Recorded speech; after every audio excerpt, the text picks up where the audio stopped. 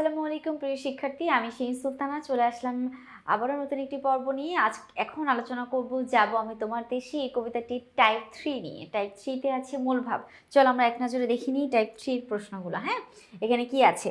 Type 3 অর্থাৎ যাব আমি তোমার দেশে কবি জসীমউদ্দীনের খুবই সুন্দর গ্রাম্য প্রকৃতি নিয়ে লেখা এবং মানুষের সহজ সরল রূপ নিয়ে লেখা একটি কবিতা। তো কবিতাটির মধ্যে মূল ভাব থেকে যে ধরনের প্রশ্ন আমাদের আসতে পারে সেগুলো একটু দেখে নেব। কবি কোথায় যাবার ইচ্ছা প্রকাশ করেছেন? কবি পল্লী গ্রামে যাওয়ার ইচ্ছা প্রকাশ করেছেন, অর্থাৎ পল্লী গ্রামে যাবেন গ্রামটাকে দেখতে। উত্তর হচ্ছে আমাদের 3। উত্তর হচ্ছে 3। 21-এর 3 নম্বর প্রশ্ন কারেক্ট আনসার। এর পরগুলো দেখি কে আছে। দেখো 22 নম্বর প্রশ্ন। 22-এ আছে কবি কাদের সাথে দল বেঁধে খেলার ইচ্ছা প্রকাশ করেছেন? সঠিক উত্তর হচ্ছে দস্যি ছেলে। দস্যি বলতে কি বুঝে? আবার ডাকাত মনে করো না, দুষ্টু ছেলেদের কথা বলেছে। গ্রামে যে দুষ্টু ছেলেগুলো থাকে তাদের সঙ্গে খেলার কথা ইচ্ছা প্রকাশ করেছেন কবি। আচ্ছা 23 নম্বর প্রশ্ন।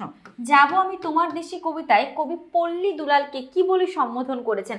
ভাই বলে সম্বোধন করেছেন। অনেক ইম্পর্টেন্ট একটি প্রশ্ন। কবি পল্লী দুলালকে ভাই বলে সম্বোধন করেছেন। যাব 24-এ। যাব আমি তোমার দেশে কবিতায় বনের শীর্ষে কি আছে? শীর্ষে মানে হচ্ছে উপরে। বনের উপরে কি আছে? আকাশ আছে। তারপর দেখো 25। কবি 25 নম্বর প্রশ্ন বলেছে কবি পল্লী দুলালের সাথে যেই গায়ে যেতে চান সেখানকার পথ দেখতে কেমন? আঁকা বাঁকা পথ। অনেক সময় দীঘল পথও তোমরা লিখতে পারো। দীঘল পথ কেন হবে না? দীঘল বলতে এখানে দীর্ঘ বাঁকা পথকে বোঝাচ্ছে। দীর্ঘ বাঁকা পথের উত্তর হবে না আমাদের 25-এর সঠিক উত্তর হচ্ছে আঁকা বাঁকা পথ। হ্যাঁ, কবি পল্লী দুলালের সাথে যে গায়ে যেতে চান সেখানকার পথ দেখতে হচ্ছে আঁকা বাঁকা। এরপর 26। যাব আমি তোমার দেশে কবিতায় উল্লিখিত দীঘল বাঁকা পথ কোন ক্ষেতের মধ্য দিয়ে গেছে? ধান কাউনের ক্ষেতের মধ্য দিয়ে গেছে। দীর্ঘ যে আঁকা বাঁকা পথগুলো আছে। উত্তর হচ্ছে ক নাম্বার, 26-এর ক। চলে যাচ্ছি আমরা 27-এ। যাব আমি তোমার দেশে কবিতা উল্লেখিত কবি পল্লী দুলালের সাথে কোন মাঠ পেরিয়ে যেতে চান? সজনি তলার মাঠ পেরিয়ে যেতে চান। উত্তর হচ্ছে আমাদের 27-এর ক নাম্বার প্রশ্ন। 27-এর ক নাম্বার প্রশ্ন। এবার আসে 28।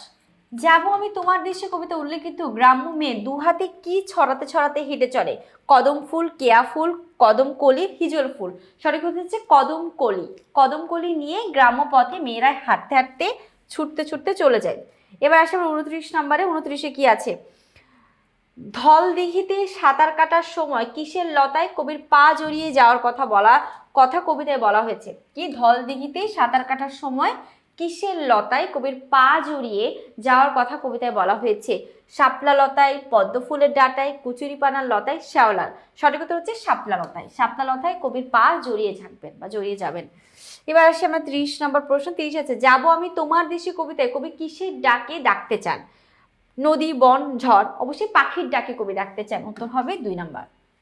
তারপর 31। যাব আমি তোমার দেশে কবিতায় কার রূপ দেখে তাকে কবির বিয়ের কনে বলে মনে হবে? কনে মানে হচ্ছে কন্যা, বিয়ের কন্যা বলে মনে হবে। সেটা অজানা ফুল, পল্লীবালার, গ্রাম্য মেয়ে, রক্তকমলের। অনেকেই ভুল করে লিখবা যে গ্রাম্য মেয়ের, আসলে না, বিয়ের কনে বলে মনে হবে অজানা ফুলের। অজানা ফুলের সৌন্দর্য দেখে বা রূপ দেখে কবির কাছে মনে হবে যে এরা বিয়ের কনে। আচ্ছা, এরপর আমরা দেখি হচ্ছে 32 নাম্বার। ইটেল মাটির সঙ্গে হোঁচট লেগে আঁচল থেকে কি ছড়িয়ে পড়বে? বন্য ফল, ফুল, বুনো ঘাস, বুনো পাতা। আচ্ছা, ইটেল মাটির সঙ্গে হোঁচট লেগে আঁচল থেকে কি ছড়িয়ে পড়বে? অবশ্যই ফুল ছড়িয়ে পড়বে। উত্তর হচ্ছে আমাদের 2 নাম্বার। তারপর 33। যাব আমি তোমার দেশে কবিতায় মেঘ তুলিকার নিখুঁত টানে কি ফুটে রয়েছে? হাজার রঙের ফুল ফুটে রয়েছে। হাজার নানা রঙের রং বেরঙের ফুল ফুটে রয়েছে এতে কবির কল্পনাতে। আচ্ছা, এরপর আসি আমরা 34। যাব আমি তোমার দেশে কবিতায় পল্লী দুলাল বনের পাশে কিভাবে দাঁড়িয়ে থাকি? ইম্পর্টেন্ট একটি প্রশ্ন। উত্তরীয় উড়িয়ে। উত্তরীয় শব্দের অর্থ হচ্ছে চাদর। কবি যে পল্লী ভাইয়ের সঙ্গে পল্লী গ্রামে যাবেন সে হচ্ছে বনের পাশে চাদর উড়িয়ে থাকবেন, দাঁড়িয়ে থাকবেন বা বসে থাকবেন। এবার আমাদের এই টাইপ থেকে আরো 2টি প্রশ্ন আছে, সে 2টি প্রশ্ন একটু আমরা এক নজরে দেখে নিই। ওকে, এখন আমরা দেখব 35 নম্বর প্রশ্ন। 35 নম্বর কি আছে? 35 নম্বর প্রশ্ন আছে বেতস কেয়ার বনে জিথাই ডাহুক নিয়ে আসুন মাথায় বলতে কি বুঝিয়েছেন? পল্লী বনের দৃশ্য? একেবারেই না। ডাহুকের ডাক শোনায়? সেটাও না। কেয়ার বনে ডাহুক ডাকে? সেটাও না। পল্লী প্রকৃতির অকৃত্রিম যে চিত্রটা আছে সেই চিত্রটাই কবি বলেছে বেতোষ কেয়ার বনে যেথায় ডাহুক নিয়ে আসর মাথায়, বলতে এটাই বোঝানো হয়েছে 2 নাম্বারটা। এবার 36, কবি পল্লী দুলালের সঙ্গে গায়ে যেতে চেয়েছে, কিভাবে গায়ে যেতে চেয়েছেন? শেকড়ের টানে, গ্রামকে ভালোবেসে, গ্রাম বাংলার রূপে, নাকি পল্লী প্রকৃতির জন্য? তো হচ্ছে শেকড়ের টানে কবি সেখানে যেতে চেয়েছেন। তো এই ছিল আমাদের মূলভাব নিয়ে আলোচনার টপিক, অর্থাৎ যাব আমি তোমার দেশে, সেই কবিতাটির। আশা করি তোমরা সকলে বুঝতে পেরেছো। গ্রাম বাংলা বা প্রকৃতি নিয়ে লেখা একটি কবিতা, অবশ্যই সবাই মনোযোগ সহকারে দেখবে।